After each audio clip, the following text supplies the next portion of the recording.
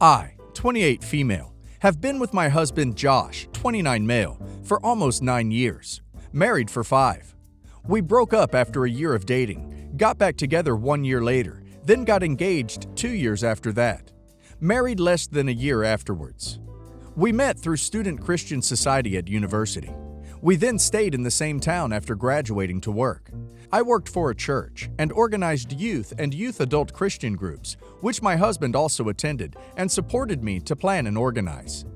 He was always supportive, and we were kind of well known within our little community. After we got married, we moved away pretty much straight away for me to start training to be a vicar, and that is ongoing. It sounds weird, but I've always been proud of how we have been a strong Christian couple. Like, I felt as though we were role models.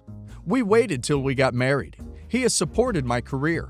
I have had such huge respect for him as this loving man with whom I had an equal relationship. I thought we had a perfect life. Just before we got engaged, a girl, Alice, now 27 female, started coming to the church I worked for. She was clearly lonely, and we welcomed her into our wider church social circle.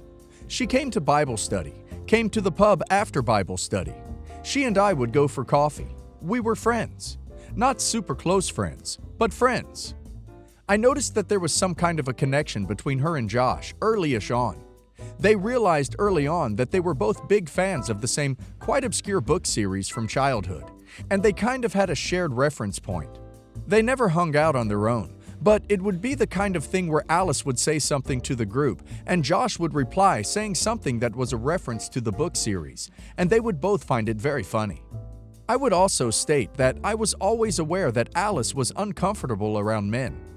Once, Alice was talking about a film to do with another book series that she was into, and Josh asked if she wanted to go see it with him, and I instinctively said I'd come too when I saw Alice flinch. I noticed that she always tried to speak to him and me at the same time. Another time, we were talking in the church women's group, and she stated that if you're friends with a girl, you don't need to be friends with the girl's boyfriend. But if you're friends with the boy, you do need to be friends with his girlfriend, or it doesn't work.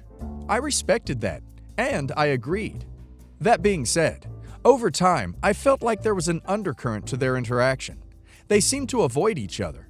I have been racking my brains after all that's happened in the past few weeks, but I really don't think that they ever met up alone. She was so stressed out with her course at the time, and he was really busy with work. They hung out when they used to wash up the cups and plates after church, so feet away from where I would be working in my office. Once or twice, he said she was his wash-up buddy, and she just used to look embarrassed. Once, our church had a Kaylee, and they danced together once, then two, and again. I felt like there was something weird. I talked to a separate friend about it, and we prayed together about my insecurities. We agreed that Josh would never cheat, and that Alice was a nice girl. I sort of knew before Josh was going to propose, but then it didn't happen the day I thought it would. We were going to go for a walk, and then he canceled. A long while after, I found out that he had been walking to go and hide the ring where he was going to propose, and he found Alice very upset because of something to do with her family, so he had stayed and talked her through it. So he postponed proposing till the next day, and then it rained, and so it ended up being 3 weeks later. But then I was so happy, and Alice wrote us a lovely card to say congratulations. I did talk to Josh about Alice and sort of teased him that I thought she had a crush, and he just said that she was a nice girl and that it wasn't kind to gossip. Once, though, another friend was talking about trying to find a girl for a long-term friend of ours and suggested Alice, and Josh just grimaced and said that Alice deserves someone lovely, e.g., better than this guy. I rationalized it as he might have been interested in her if he wasn't with me, and also that we were moving away soon and we weren't going to be keeping in touch. Our wedding wasn't super small, but I didn't invite Alice, and Josh didn't press it. Our wedding was kind of infamous. We met up the afternoon before with all of our friends and prayed together, then went and had sleepovers with our friends. I remember, though, that as I held his hands when we prayed together, it felt like I was holding on to a stranger. But I am maybe projecting onto that memory. I also remember playing around with my bridesmaids that night as if I was a child again, and that we just stayed up giggling and playing party games. I remember just wanting it to be the next day so I could be Josh's wife already. Josh had a freak out.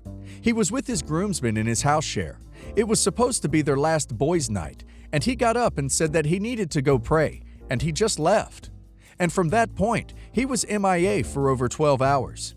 He didn't show up again until less than an hour before our wedding. His family were all freaked out, but they completely hid it from me. I didn't know a thing about it until the next day. And even then, Josh downplayed it and said he'd just been feeling the pressure and hyperactivity of his groomsmen, and he just really needed some peace. So he went and slept in his car and accidentally drained the battery, so it didn't start, and then he had to get a taxi to the church. He was so lucky his parents had brought his suit there, hoping he'd get there in time. I remember his phone battery was flat, as it had our flight tickets on for our honeymoon, and we were running around trying to sort this at the airport. On honeymoon, he admitted that it had all just got overwhelming and that he was very sorry. It didn't feel like a huge thing to just forgive him.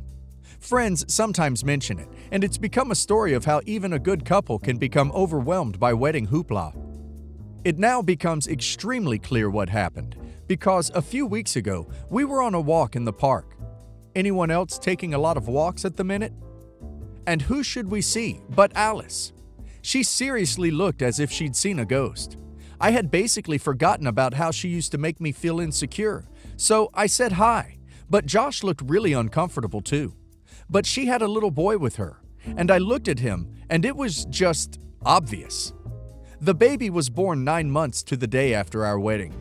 Instead of Josh's first time being with me, it was with Alice the night before. He said that he had been fighting it for months. He said that he had held her once while she was crying in the park, and that he kept telling himself that he only cared about her as a friend, but that it got harder and harder. And the last time they washed up together, 2 weeks before our wedding, he made some kind of ceremony out of it, but that it got tense, and they held hands, and then Alice burst into tears, and it was clear that she had feelings for him too. And then he said it was just going round and round in his head. How does washing the dishes with someone lead you to questioning your relationship? He said that the night before our wedding, he couldn't breathe, and when he left his house, he just drove to where she was. He was 24, she was 22, both old enough to know better. It was her first time and his, and he said that she just opened the door and events escalated rapidly. I don't really want to know anymore. Anyway, he spent the night, and then his car had no petrol from the drive or whatever, and so it was Alice who drove him to the church.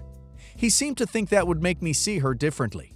She got a speeding fine from driving my husband to our wedding after he had spent the night in her bed. He said that no, they didn't use protection, because they weren't thinking, and because they hadn't premeditated it. He said that he was still freaking out, but that it was the morning of our wedding, and that he realized that he didn't want to abandon the life that we had planned together. He said that Alice didn't want him to either. Alice told him to go back to me. He said that Alice blocked him on social media after the event, and that this was expected, as they both felt that a clean break was the last resort to help them both get over their feelings. I noticed a few things after our wedding, like how he put away that book series that he had loved as a kid, and said something vague about how he wasn't into it anymore. We never mentioned Alice ever. We've been happy, I think, but now I'm questioning everything. He says he doesn't want to leave, and that he loves me, and that he still believes until death do us part.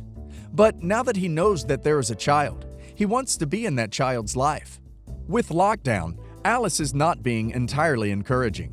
She has explained that she made the choice to keep the baby because of her religious beliefs, and that she made the choice to keep his existence to herself because of her remorse at sleeping with someone who was as good as married. She says that she and the little one are happy together as a unit and doesn't want to confuse the child. I've been praying and I just come up empty, hence why I ended up here. I actually think that if he'd been having an affair with her, I would find this easier. But he wasn't. I believe him that he was trying really hard not to be in love with Alice and that he couldn't do it. I could still see that weird look between them that day at the park. The way it's like he looks at her and she looks back, but also draws away.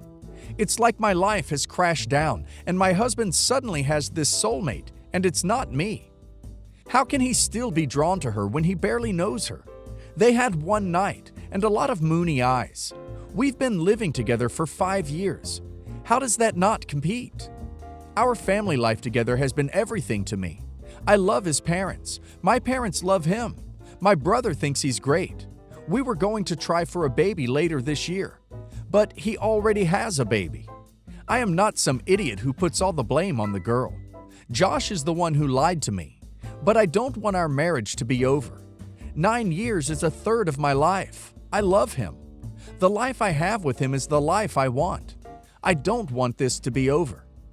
I'm really ashamed of myself for how embarrassed I feel, as if it's a failure in my personal brand, that I'm not as good a Christian as I thought I was. I am angry with Alice, even though I know enough about her to know that she hasn't stolen Josh. He's a grown man who could control his own decisions, and he is being so polite, so apologetic, bringing me cups of tea, asking if there is anything he can do. I just want him to fix this mess and put things back the way they were. Right now, you need space from your husband. His actions now have no bearing on what happened 5 years ago. Why didn't he tell you he cheated? He didn't want to be caught, and you found out in the worst way. He was never going to tell you. He is love-bombing you with the kind of gestures and words of remorse, which is why you need space. You thought that you were living the exact life you wanted, but that's no longer true. Update. I am back in my house now. I think the cat had been missing me. I came back on Valentine's Day, although I only really remembered the date that evening. I had ordered Josh's card on Not on the Highest Street before it all came out. I'm a bit weird about being prepared in advance, and post has been snail slow since lockdown. I didn't give him it, just going to chuck it, I think. I was very nervous about going back to the house, and I even asked advice about how to confront Josh about what Alice told me, but it wasn't really like that. He's not that guy. It was very polite. He said that he guessed when I got Lily to come get me that I was going to stay, that I wanted to end our marriage. He said that he understood and that he was very sorry. I told him that I knew about him contacting Alice last year and that I could guess that he had been looking for her. I told him that even now I didn't feel he was telling me all the truth. He said that it was very hard for him to explain. I told him to try.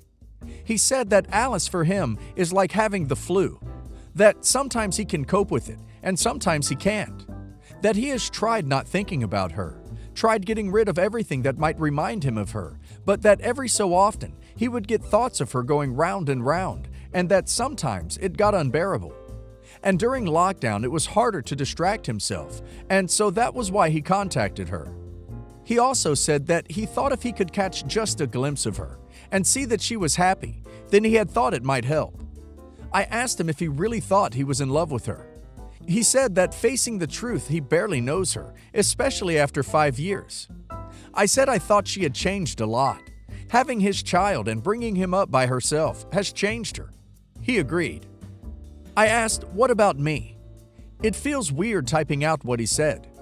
He said that he had always known that he was lucky to get me to look twice at him. He said that it had been a privilege to see me grow up. He said nice stuff about my ministry. He said that I have been a good wife, but that our marriage started off in the worst possible way because of what he did, and that although he has tried every day to be a supportive husband, he still feels like an imposter. So weird. We were just sitting on the sofa, and it's been weeks and weeks since we touched each other, and I was crying, and he didn't move. I didn't know that the last time was the last time. We ended up ordering pizza because it was pretty clear that neither of us were up to cooking, and we've been surviving on frozen food for ages, and we didn't have anything in. So that was odd. We got a Valentine's Day deal. I told him I don't understand how he made his vows to me and to God after what happened. And it really hurts that he apologized to Alice, that he seems to have put her first throughout all of this. He said that that wasn't it. The truth was, he felt like he put himself first, and that was the problem. And then he said that Alice hadn't deserved to have her first S experience as a late-night booty call while I got the full bridal treatment, which hurt. He said a lot of other things too.